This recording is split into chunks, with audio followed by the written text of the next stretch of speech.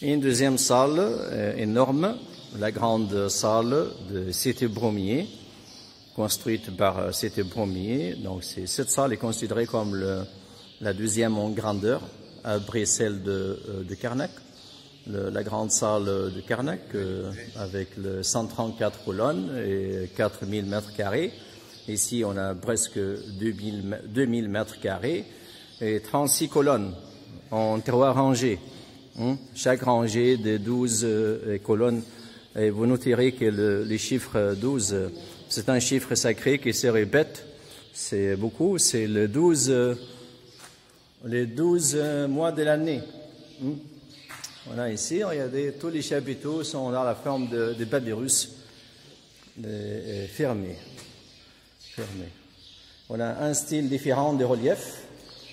Ici, haut relief. Oui. Les artisans au temps de Cité-Bromier faisaient un très beau haut relief qui est considéré un des meilleurs hauts reliefs fait dans l'histoire de l'Égypte ou dans l'art égyptien.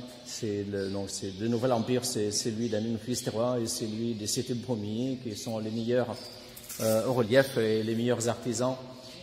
On pense que ce sont les mêmes artisans qui ont fait la tombe de Néfertari qu'on a visité le premier jour. C'est la plus belle tombe en Égypte.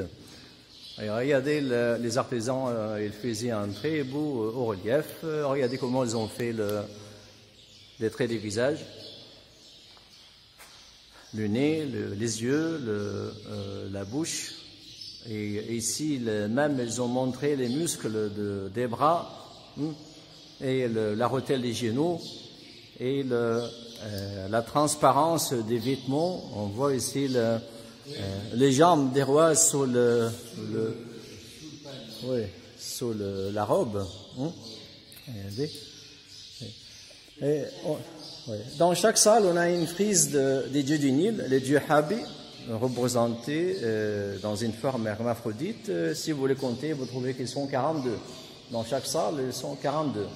Le nombre de provinces de l'Égypte aussi. Donc, on a 42 représentations des dieux du Nil. Ici, c'est la déesse Maat, la première à gauche, la déesse de la justice et l'égalité. Et derrière Maat, on a une déesse locale. On la voit ici seulement. C'est une déesse, s'appelle Tit, une déesse locale qui était vénérée dans cette région. En Égypte, il y avait des divinités principales qui étaient vénérées dans toute l'Égypte, mais il y avait aussi des divinités locales qui étaient vénérées dans leur région, dans leur ville seulement. Ici, c'est Osiris. Derrière lui, sa femme Isis, et sa femme Isis comme une déesse protectrice, ou les déesses protectrices ou les déesses gardiennes.